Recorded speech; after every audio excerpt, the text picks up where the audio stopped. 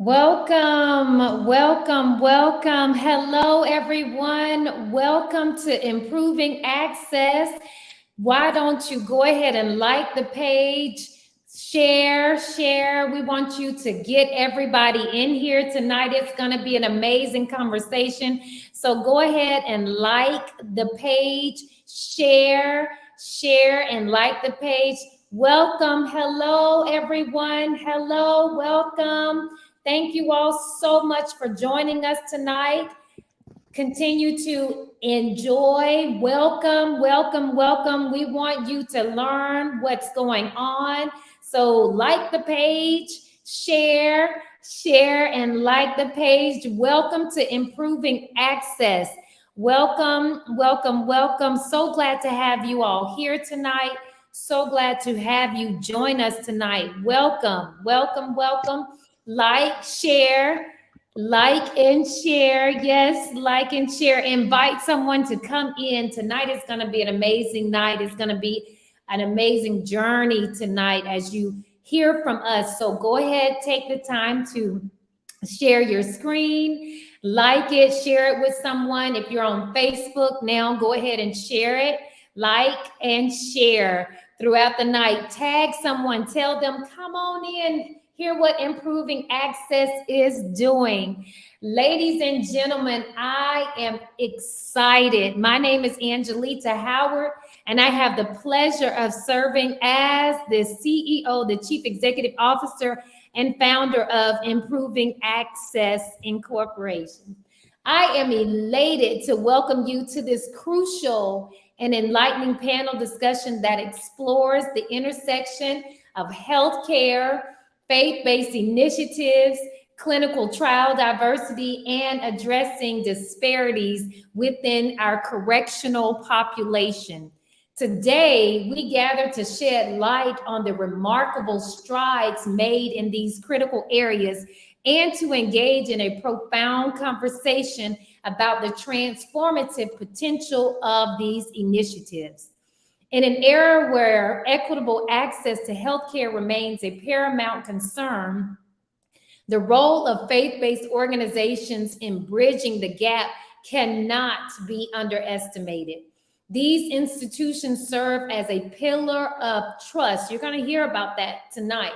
Pillars of trust and hope within their communities, and their involvement in healthcare initiatives has the power to uplift and empower individuals who may otherwise face barriers to care.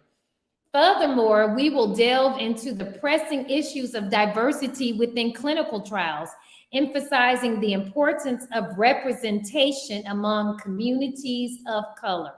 Ensuring that these trials reflect the rich tapestry of our society is not only an ethical imperative, but also a key step forward in advancing health equity and making sure there is inclusivity for all.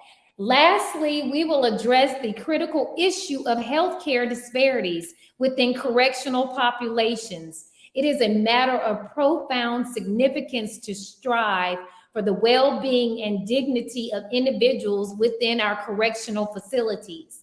We will explore how initiatives aimed at reducing these disparities can lead to better outcomes for those who are justice impacted. Some of you will call them incarcerated individuals, but we for tonight are going to address it as justice impacted individuals and society at large.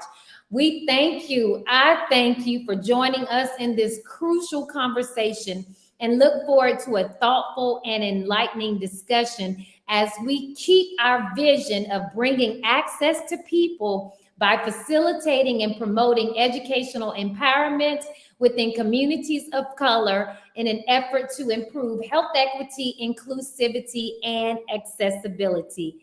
Now, it is my pleasure to welcome our distinguished panelists today who bring a wealth of knowledge, experience, and passion to these topics, and their insights promise to eliminate the path toward a healthier and more equitable future for all. So first we will have Keisha Bentley. Good evening. My name is Keisha Bentley, and I serve as the Director of Research for Improving Access. I currently work as a STEM Education Specialist for SCCMS, which is the South Carolina's Coalition for Mathematics and Science at Clemson University. The impetus of this new venture at SCCMS began with the culmination of a 14-year career as a certified STEM educator in the states of South Carolina and New York. I am a certified administrator in South Carolina, and as it pertains to healthcare, I have experience in patient care within hospitals and private practice. I earned my BS in biology from Erskine College, my Master's of Education in Administration and Supervision from Anderson University, and Master's of Science in Biotechnology from Morehouse School of Medicine. I'm currently pursuing my Doctor of Health Administration degree from Morehouse School of Medicine. In the capacity of Director of Research, I research information to support the basis of determined topics. I have had experience working on publications, so I will also play an integral role in developing the framework for subsequent publications that will detail the findings through the work of improving access. I believe my educational and professional experience in the fields of education, the biomedical sciences, and healthcare is ideal in addressing health inequities and community outreach. Thank you. Thank you. Next we will have Haley. Hello, everyone. My name is Haley Howard, a junior biology major at Tennessee State University, and I am the co-founder, and I will be telling everyone how improving access helps with young adolescents.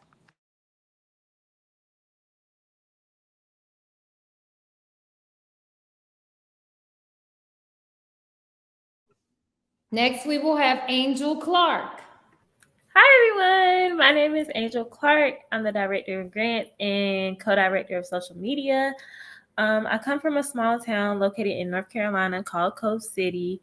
I'm extremely enthusiastic about being a part of improving access, and I made it my personal mission to improve access to care. I attained my bachelor's degree in health informatics at Georgia State University. I have experience with data analyzation and visualization. Um, I also bring my personal aspect of growing up in a rural area, along with my previous volunteer experience with organizations such as Helping Hands, AmeriCorps, and Red Cross, just to name a few. I'm very passionate about extending my volunteer experience with improving the education and promotion of health equity in rural communities. Thank you. Marcus.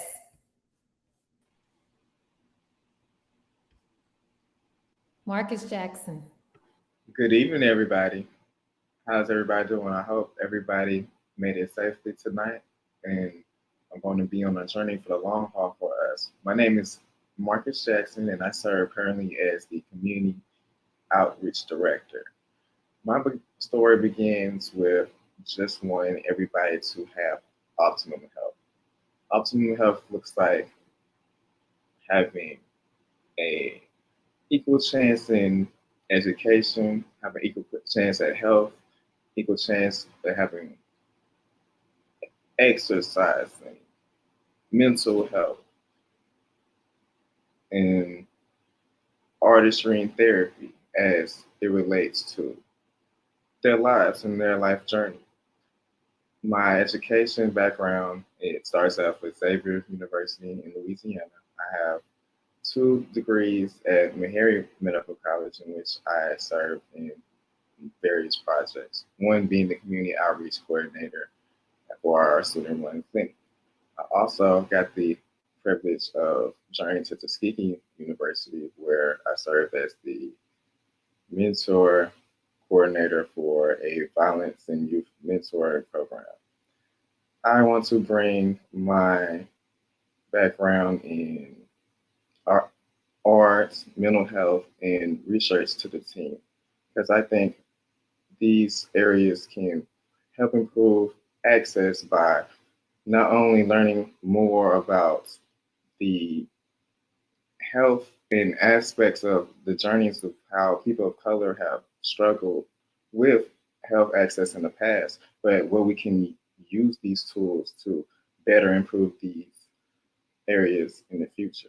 So I'm looking really forward to tonight and also for all of you to join us on our journey. Thank you. Thank you. Josine Thompson.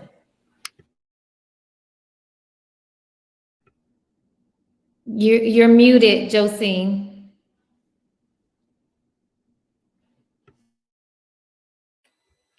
Okay, here I am. Hello, everybody. My name is Josine Thompson. I am a recent graduate here at Columbia Southern University, where I received a bachelor's degree in psychology. And right now, currently, I'm pursuing a Master of Administration in Justice Involved Care at Morehouse School of Medicine, aiming to make a positive impact on the intersection of justice and well being. In my role as a digital marketing director here at Improving Access, my vision is to transform healthcare and correctional care by driving engagement, fostering growth, and cultivating meaningful connections in the digital landscape. I am excited that everyone has joined us tonight.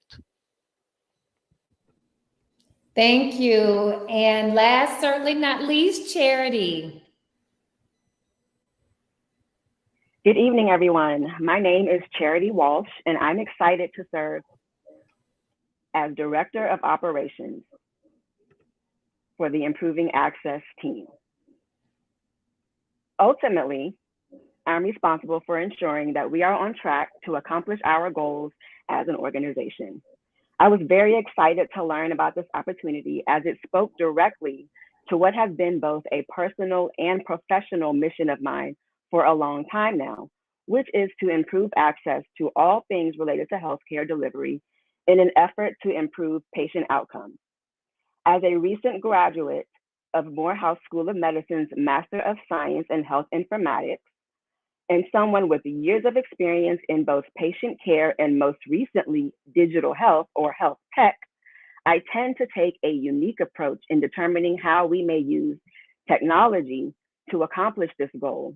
And I'm very excited to use digital health tools as well as explore the existing issues via a technological lens, whether that be looking at actual device usage and how they are used, or the way that bias currently exists.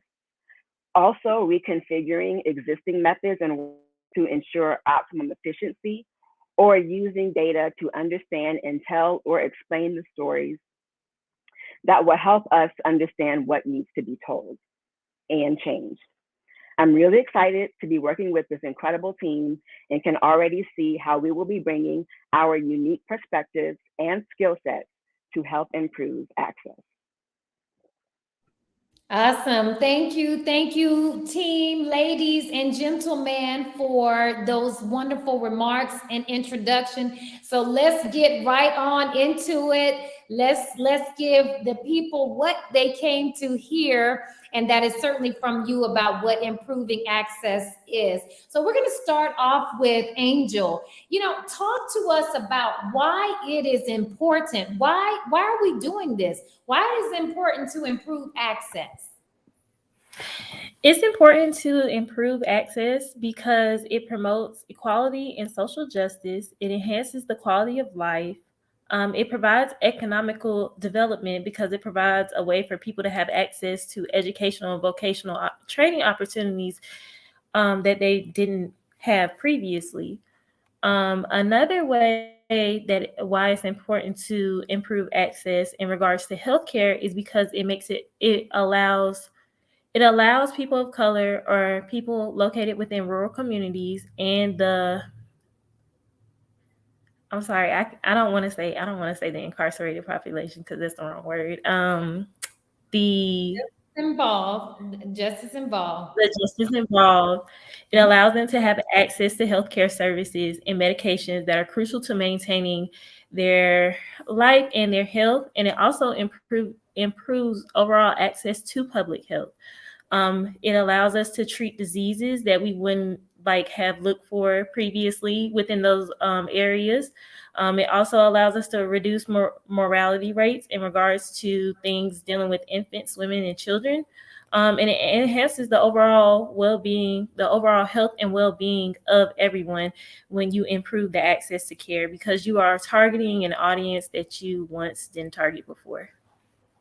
Thank you. And so, for those of you who are listening, one of the things that we are sensitive to is wording and making sure that even our justice involved individuals feel included and that we have inclusive language. And so we're shifting the culture of incarceration. People, always think that as being negative, to justice impacted, to justice involved. I'm certain we know many people who have been involved in the justice system, whether it was their fault, somebody else's fault, whether they went to correctional system for one day, 10 years, or 50 years. So what we want to do is build this climate, this culture of justice impacted. And so we are redefining our terminology and language to make sure no matter who you are, that you feel included.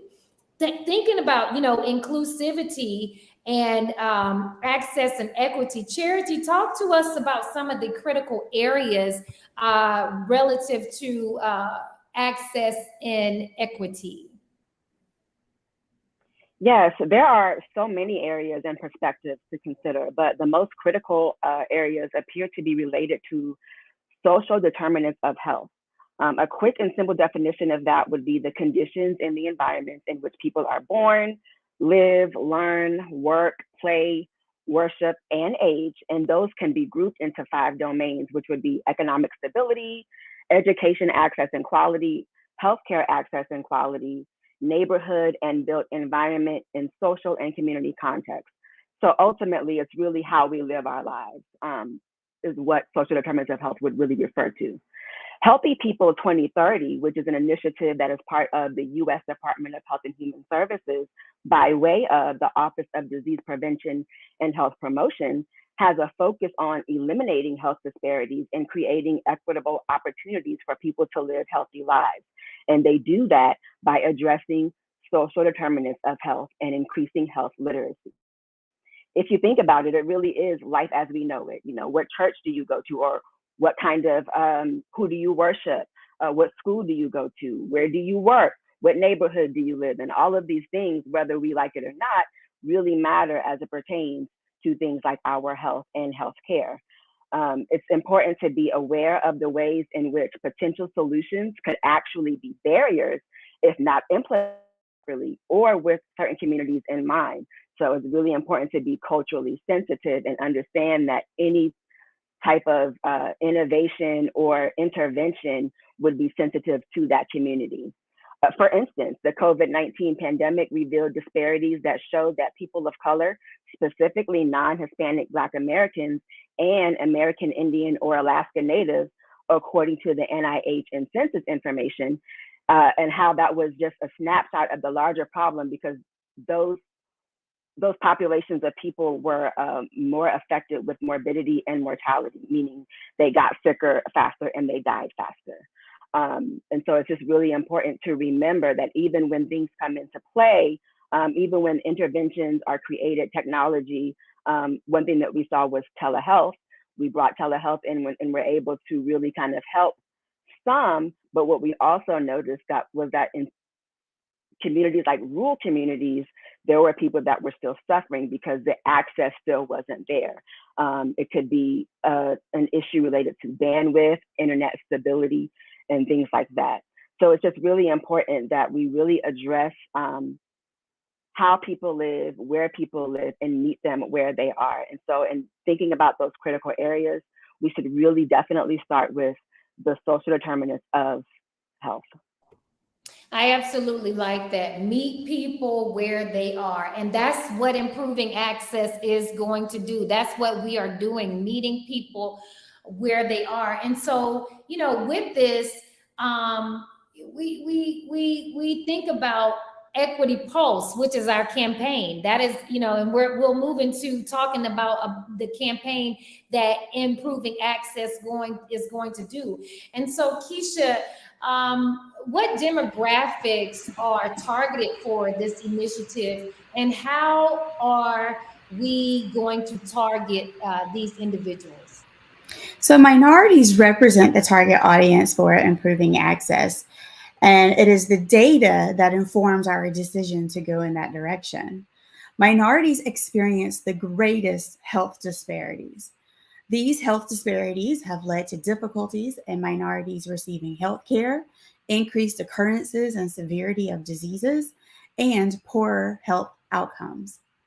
According to the CDC, the life expectancy of non-Hispanic Black Americans is 4 years lower than that of white Americans.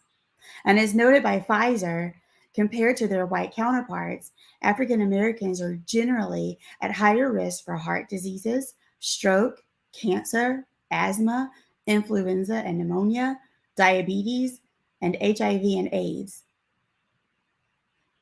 Health and healthcare among people of color compared to white people is 55% worse for Blacks and 11% worse for Hispanics. In a survey conducted by the Pew Research Center, Black adults attributed health inequities to factors such as having less access to quality care where they reside, living in communities with more environmental issues, being more likely to have pre-existing health conditions, having healthcare providers who are less likely to give advanced care, being more likely to work in jobs with risk for health problems, having hospitals and medical centers that give lower priority to their well-being, and having more barriers to communication due to language and cultural differences. So, these numbers, they're alarming. They are alarming, and they're hurtful, especially because we are community of colors and we represent the community of color. And so it is our responsibility, it is our duty to improve those numbers, really improve those numbers through access. Marcus, talk to us. Keisha just talked to us about communities of colors and African Americans and the numbers. Why is it important that things like clinical trial, one of the big initiatives that we have is through our faith base and pushing clinical trials to diversify clinical trials. Talk to us about why it's important to include or have diversity, African Americans especially, in clinical trials and healthcare initiatives. Well, there are several reasons. The biggest reason is health disparities. African Americans, for instance, often face significant health disparities when compared to other racial groups and ethnic groups. These disparities can be attributed to social, economic, and healthcare factors. In order to address these and reduce these factors, it's essential that we have people participate in healthcare initiatives. We have African Americans and people of color actually increase their numbers when it comes to clinical trials. As a matter of fact, did you know that in a study published by the Journal of International Medicine found that between 1999 and 2013, African Americans were significantly underrepresented in clinical trials, only comprising about 5% in cancer clinical trials? And I feel it's a disconnect because African Americans also have the highest death rate and the shortest survival rate amongst cancers when compared to other groups. So as we can see, there's an example of a health disparity there in which if we had more people involved and more in clinical trials, there will be more data and more trust. One big opportunity that is created when you improve access is improving the mistrust amongst the community. Historically, because of the U.S. Health Service study at Tuskegee, and actually started the push for clinical trials. And without that study, we wouldn't even have clinical trials today. That I feel like it does a disservice that we're still not being represented how we should be. Another aspect in which improving access can help is in precision medicine. Precision medicine is a way in which we can use our genetically linked diseases and actually study them, find a link to this, and actually improve this by clinical trials and involving people in research. So if we improve trust, we can actually not only improve our own medicine, but medicine for society. When we talk about precision medicine in general, there's another study done in 2016 that showed only about 20% of minorities actually participate in genomic studies. 81% of all genetic genomics are actually upon European ancestry.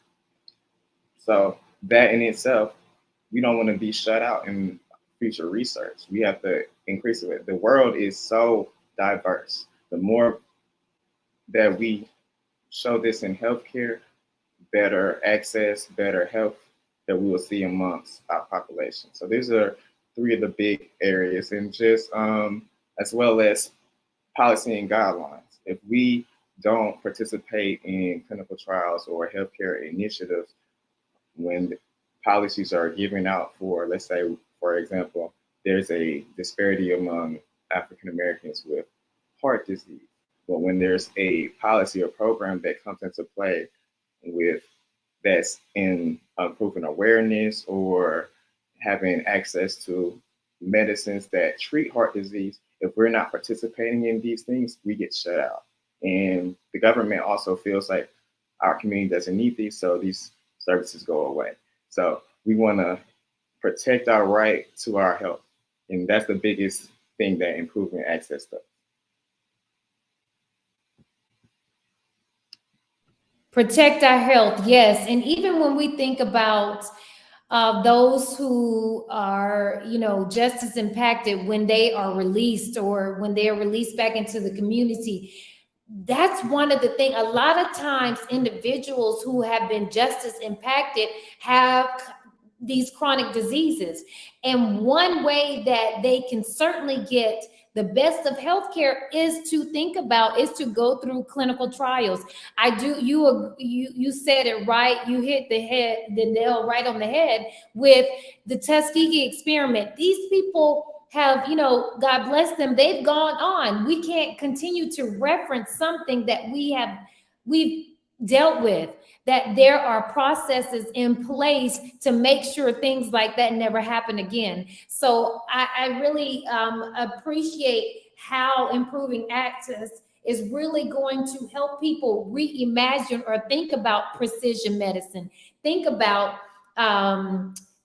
clinical trials and why it's so important for the people who are impacted the most with chronic disease to be a part of these initiatives.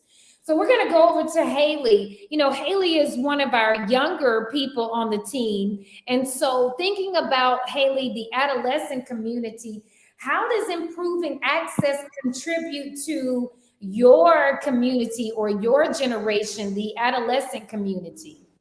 That's a great question. Improving access gives young adults a different perspective in the world of healthcare. Understanding healthcare helps young adults to take practice steps to maintain their physical and mental well-being. This includes preventive care, vaccinations, and regular checkups. Knowledge about healthcare ensures they know what to do in case of accidents, injuries, or sudden illnesses. This includes knowing how to access emergency services. Many young adults, especially some that I know, are responsible for their own health insurance. Understanding how health insurance works, including coverage, premiums, and deductibles, is crucial to making informed decisions.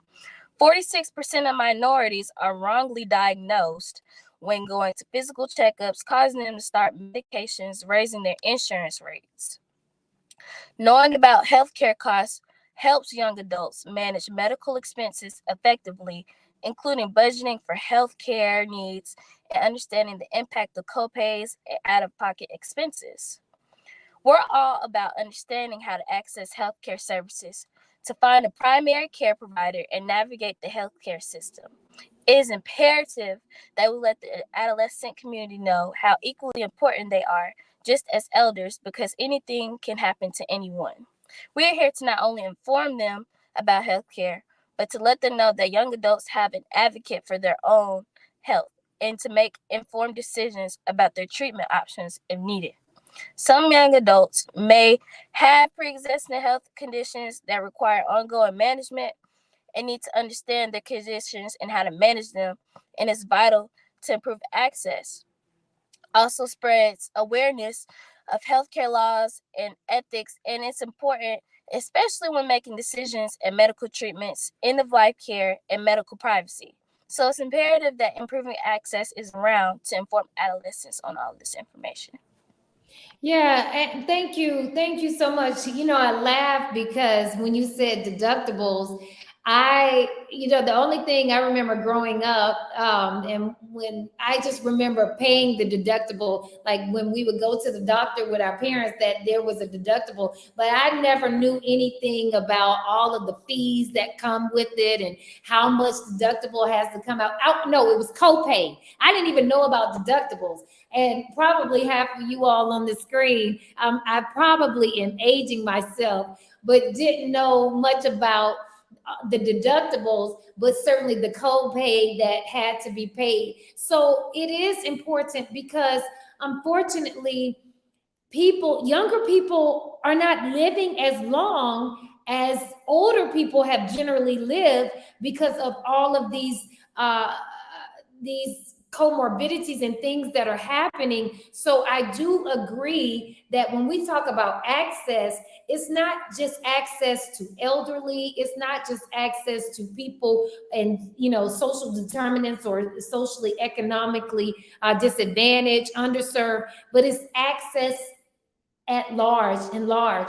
And so thinking about, again, we've mentioned correctional healthcare. I want to go to you, Josine, to talk about how will improving access help in the faith-based communities and justice impacted individuals. How will we help both of these communities? Thank you, Dr. Howard. So, as you have emphasized about the justice involved community as well as the faith based, we can see how of an importance of a role would play in these communities. We can definitely bring awareness by implementing a faith-based initiative to address healthcare disparities. And for our justice involved individuals who have limited access to healthcare during incarceration, not having healthcare, it worsens their health situation in and out of prison. Creating awareness and resources will help to not hinder their road to rehabilitation and entrance back into society. So, definitely having awareness as well as providing those resources for them that they're not aware of.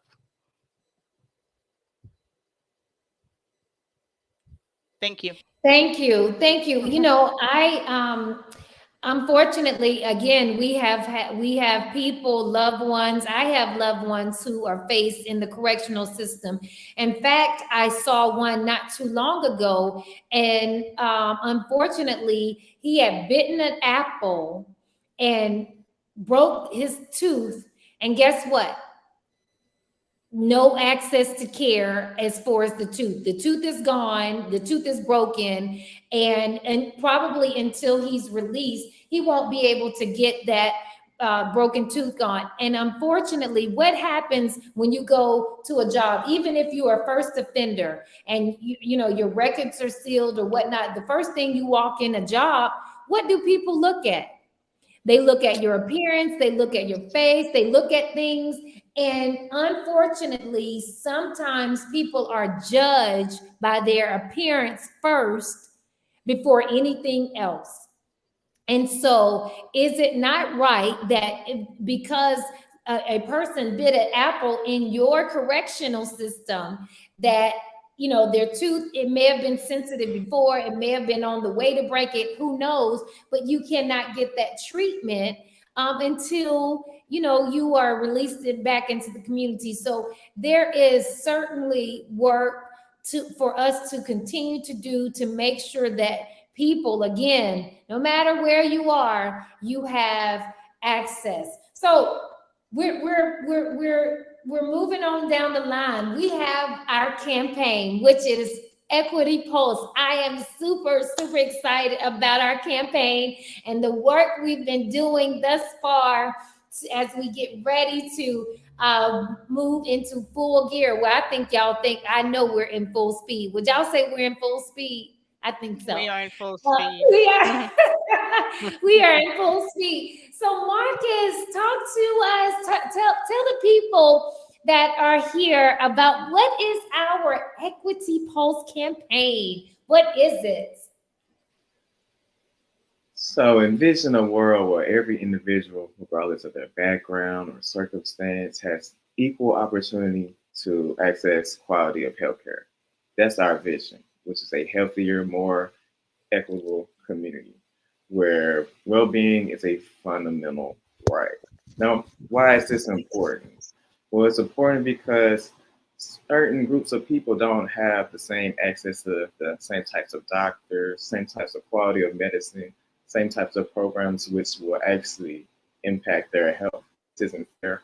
It's not right. We want to change that and make sure that everybody gets the help that they need. So how are we going to do this? By collaboration. We're going to talk to doctors. We're going to talk to community leaders.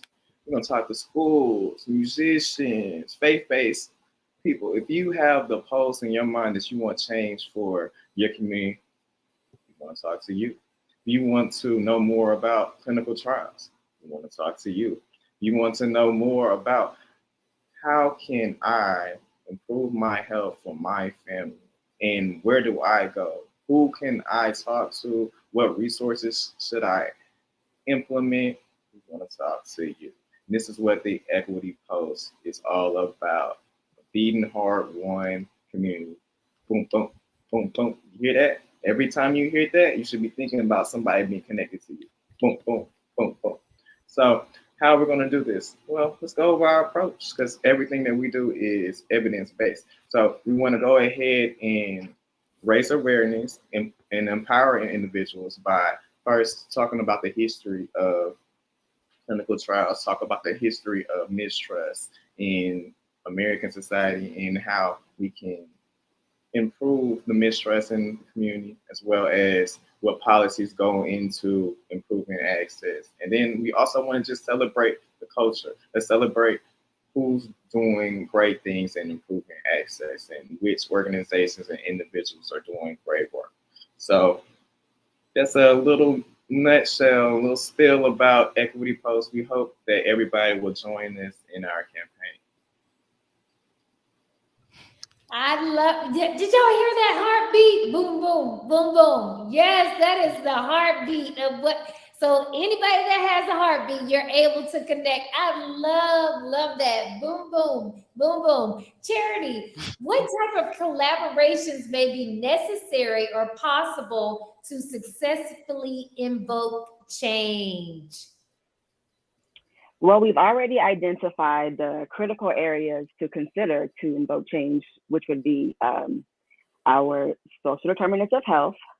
And since we know how much that matters and how it's related to the way that we live our lives, it should be safe to say that we can't put limits on the types of collaboration needed. So like Marcus was saying with the pulse, boom, boom, boom, boom. Am I doing it right, Marcus? Boom, boom. You, and you, everybody. We need everybody. We need to meet everybody where they are. And, we discussed as a team the importance of meeting people where they are, whether that's the barbershop, church, jail. And so placing our focus on community engagement will require varied teams and the formation of diverse teams with people that have specialized knowledge in different areas, such as insurance, like Haley was saying earlier. We need people that can speak to that, or patient engagement and health promotion/education. The American Public Health Association recommended in 2020 that in order to build a culture of health in which everyone has a fair and just opportunity to be as healthy as possible, It will require strengthening the integration and alignment of healthcare, public health, and social service systems and needs to consider mental health as much as physical health.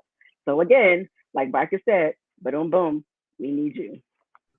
We need you. We need you. And Keisha and Angel are going to tell us how community members, because I know that's what y'all are waiting on. How can I connect? What can I do? How can community members volunteer to support our initiative, our work?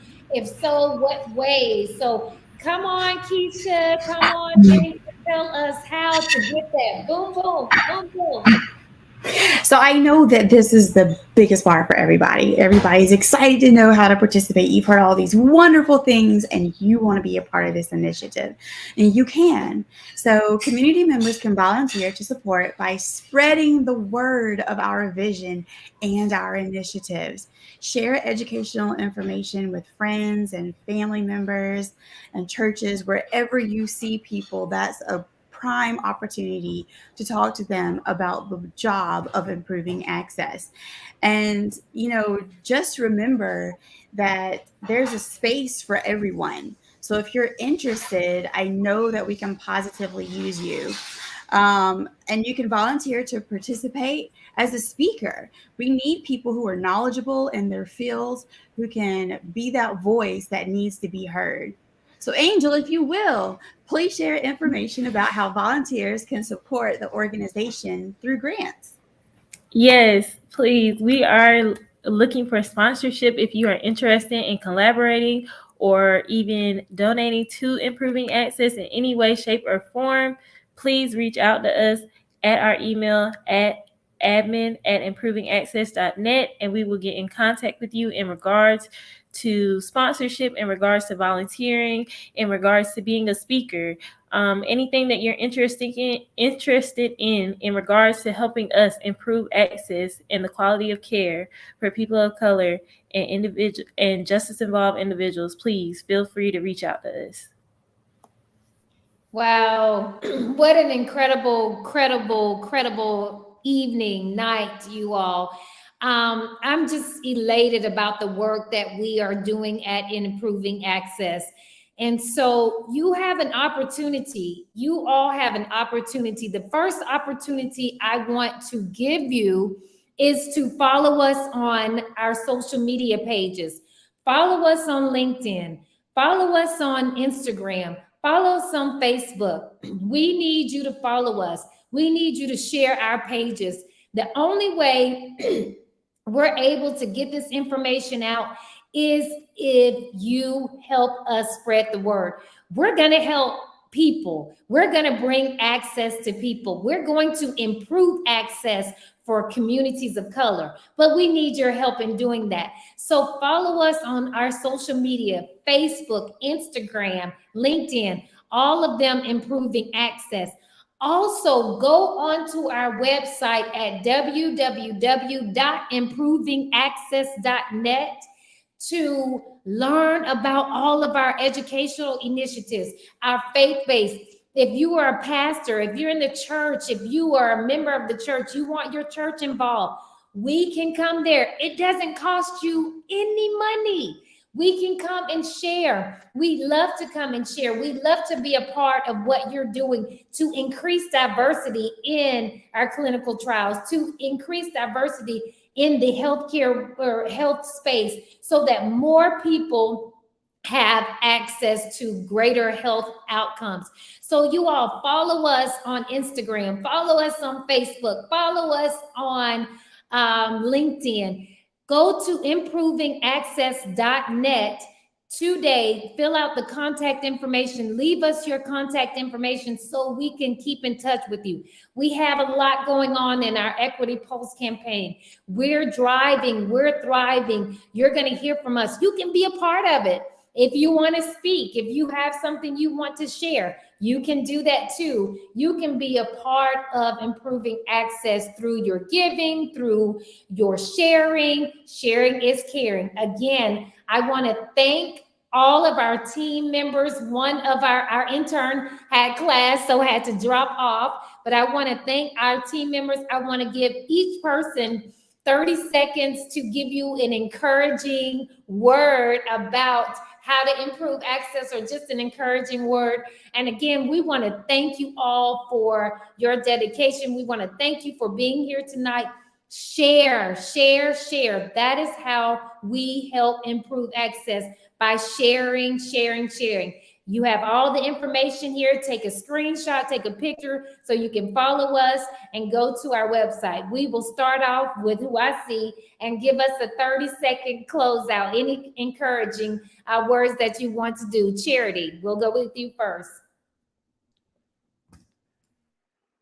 I just want to encourage everyone to, as you go through your day, just be a little bit more intentional about even noticing or observing healthcare delivery, healthcare, any aspect of healthcare, because a lot of times what happens is we go through life and don't even notice that it's happening right around us. And so the first thing to do to really be involved is to be intentional about even paying attention to what it is. So be intentional, and let's get to work. Awesome. Marcus. Hey everybody, Les, thank you for just sharing your time with us. I want everybody just to take one mental health check from me. I'm a mental health specialist, so I wouldn't be remiss if I didn't say this. If you're going through anything and you're going through any obstacles, don't be afraid to change the page and paint a better picture. I'm an artist, so please paint. And if you see any education out there that involves healthcare, please share it. Be the plug. Connect the plugs. Make the connections. All right. Have a good night. All right. Thank you. Angel. So, my word for tonight is just educate. I know y'all have people that y'all have normal conversations with, and they'll tell you like they got aches and pains. Educate them, like help them out, do the research, try to help them, like convince them to go to the doctor, because if anybody can convince you to go to the doctor, is more than likely your family and friends. So if anything, please try to educate people. Tell them that, it's not a bad thing to go to the doctor if you're in pain. It's not a bad thing to go to the doctor if you're hurting. We need to really inform people in regards to anything in regards to their health. So please just educate as much as you can. Thank you. Keisha. My word is this: remember that your gifts will make room for you. And there are so many people who are gifted in so many areas. You are not just a one view kind of person. There are so many things that you can do, and one of those things that you can do is help people in lots of ways to improve access to healthcare. And in the simplest ways this can happen.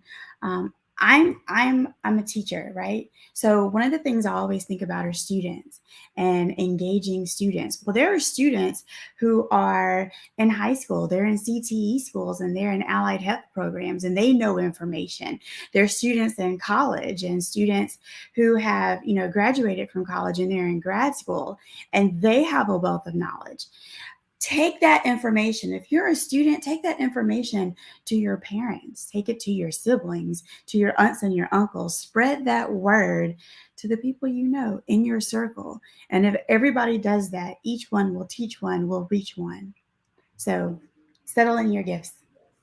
Thank you. Last, certainly not least, Miss Josine. You're muted.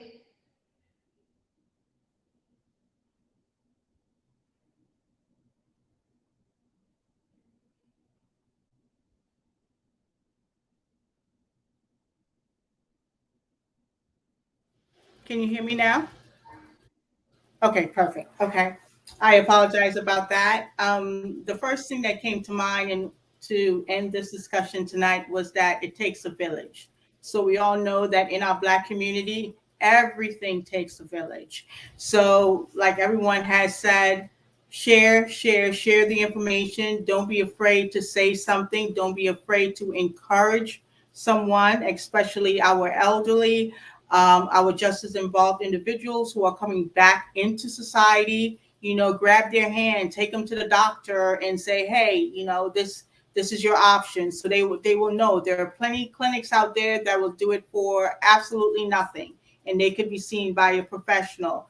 Our faith-based, don't be afraid to go to church and spread the word at church and say, you can get help for those things. Let them know that help is out there. So definitely, especially in our Black communities, it definitely takes a village when it comes to everything that surrounds our culture. So share, and definitely encourage each other. All right, you have heard from the Improving Access team. We thank you, share, and remember that heartbeat. Have a good night, everyone. Thank you. Good night. Good night.